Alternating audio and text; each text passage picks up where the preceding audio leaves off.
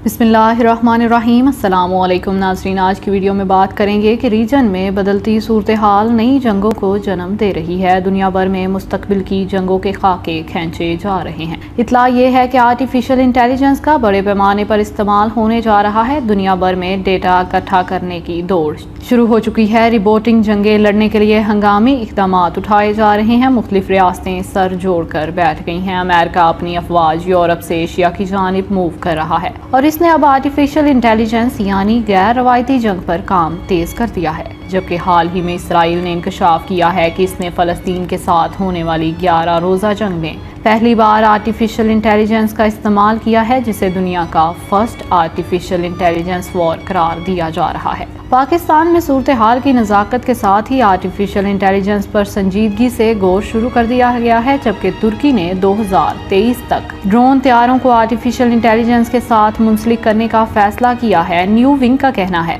कि रूस चाइना की मदद से रोबोटिक आर्मी भी तैयार कर रहा है। सूरत हाल किस जानिब जाती जा रही है? दुनिया भर में रवायती जंगों का चैप्टर क्लोज होने जा रहा है। रवायती तरीकों से cyber warfare, electromagnetic spectrum, electronic warfare की जानिब बढ़ती जा रही है दुनिया, जिसमें आर्टिफिशियल इंटेलिजेंस का अहम तरीन रोल है। इस वक्त America, Israel, Europe, India, China समेत दुनिया भर में आर्टिफिशियल इंटेलिजेंस की नई दौड़ शुरू हो चुकी है। रवायती जंगों को अब ज्वाइंट आल्टो डोमो कमांड एंड कंट्रोल सिस्टम के साथ जोड़कर खुदकार निज़ाम लाया जा रहा है ताकि आर्टिफिशियल इंटेलिजेंस की मदद से फैसला कुन मुआरका लड़ा जा सके, जिसमें मशीनें फैसला किया करेंगी कि कब किसको कहां टारगेट करना है और मुख्तसर वक्त में अहदाफ को यकीनी बनाकर जंग को जल्द मुंतकाए अंजाम तक पहुंचाया जाएगा। मामले की संजीदगी अमेरिकन सेक्रेटरी दिफा जनरल ऑस्टिन के इस बयान से नजर आती है, जिसमें उनका कहना था कि हम चीन के खिलाफ रवायती और गैर रवायती जंग के तरीकों को इस्तेमाल करने का प्लान बना रहे हैं। उनका कहना था कि cyber warfare, electronic warfare, electromagnetic spectrum और आर्टिफिशियल इंटेलिजेंस के साथ अब आइंदा की जंग लड़ी जाएगी।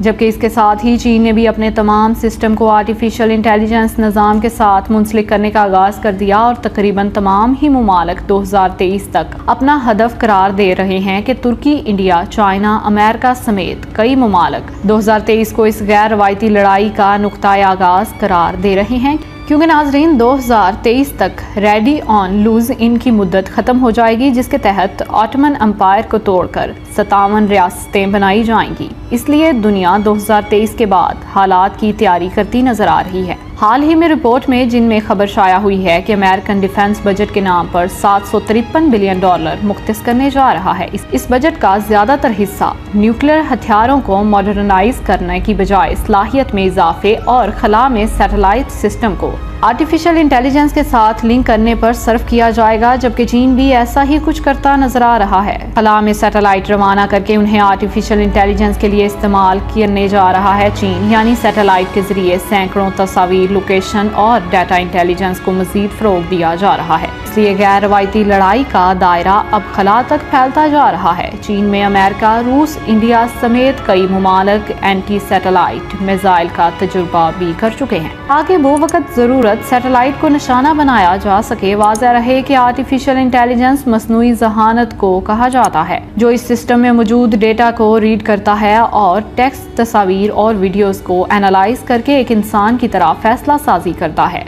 इस मकसद के लिए डीप लर्निंग की इस्तेलाह इस्तेमाल की जाती है, यानी जितनी ज्यादा लर्निंग की सलाहियत मशीन के अंदर होगी और जितना ज्यादा डेटा सिस्टम के अंदर होगा, इतनी ही ज्यादा एक्यूरेसी के साथ ये निज़ाम काम करेगा। मिसाल के तौर पर अगर किसी जगह मिसाइल दागना है तो मतलूबा जगह की सैकड़ों तस्वीर ली जाती हैं। हर एंगल से data, geographical location, videos, images हासिल करके इसे सिस्टम में फीड कर दिया जाता है और वक्त आने पर इस डेटा को एनालाइज करके एक्यूरेसी के साथ मिसाइल को दाग दिया जाता है। इसीलिए डेटा इकट्ठा करने की दौड़ दुनिया भर में शुरू हो चुकी है और यही डेटा आर्टिफिशियल इंटेलिजेंस की जान के पास जितना ज्यादा डेटा होगा, जितनी ज्यादा तस्वीर और जितनी ज्यादा मालूमात होंगी, उतना ही ज्यादा पावरफुल आर्टिफिशियल इंटेलिजेंस का निज़ाम उसका होगा। इसलिए खला में सैटेलाइट रवाना किए जा रहे हैं ताकि डेटा कलेक्शन की सलाहियत बढ़ाई जाए। इंडिया ने हाल ही में पहली बार पॉलिसी बदलते हुए हालात को मिलिट्री मकासद के लिए इस्तेमाल करने और इसे आर्टिफिशियल इंटेलिजेंस के साथ मुंसलिक करने का ऐलान किया है।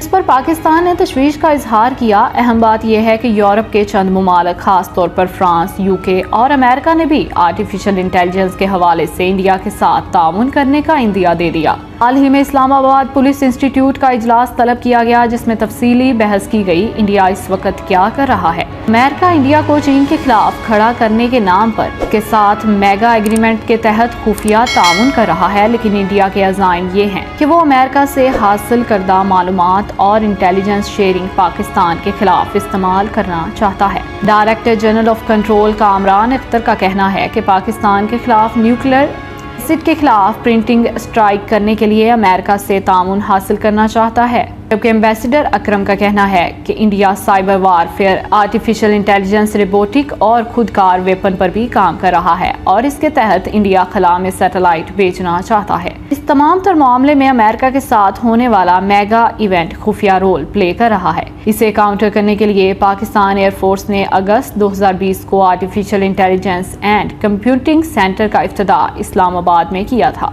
और JF-17 का नया वर्जन तैयार हो रहा है। इसको आर्टिफिशियल इंटेलिजेंस के साथ मुंसलिक किया जा रहा है, जबकि electronic and cyber warfare electromagnetic field में चीन और पाकिस्तान के दरमियान तामुन का मुआहदा भी हो चुका है। इसके साथ साथ तुर्की और पाकिस्तान के दरमियान भी इसी किस्म के एग्रीमेंट हो चुके हैं। चीन की हवाईवे कंपनी और नस्ट यूनिवर्सिटी के दरमियान आर्टिफिशियल इंटेलिजेंस में तामुन का मुआहदा तय पा चुका है, जबकि पाकिस्तान इंडिया पर सेकेंड स्ट्राइक के लिए अमरीका के अलावा मिसाइलों को भी तैयार कर चुका है। आर्टिफिशियल इंटेलिजेंस को दुनिया के तमाम शोबों, एग्रीकल्चर, ट्रैफिक मैनेजमेंट, साइंस और इंडस्ट्रियल, इसके अलावा सर्वेलेंस सिस्टम और हर जगह इस्तेमाल करने की तैयारी हो रही है। यानी दुनिया काफी ज्यादा मुख्तलिफ होने जा रही है, जबकि इसके मनफी असरात में से एक इंसान की प्राइवेसी और इसकी आज़ादी को खतरात लाहक हैं। इसलिए दुनिया भर में माहिरीन आर्टिफिशियल इंटेलिजेंस को कम अज कम जंगों में इस्तेमाल से रोकने की बात कर रहे हैं, क्योंकि इसके इस्तेमाल से रोबोटिक जंगें वजूद में आएंगी जो तबाही का बायस बन सकती हैं। जबकि हाल ही में इसराइल और गजा के दरमियान जारी 11 रोज़ा जंग पर इसराइली डिफेंस फोर्सेस ने रिपोर्ट जारी की कि इन्होंने हमास के खिलाफ आर्टिफिशियल इंटेलिजेंस का पहली बार इस्तेमाल किया,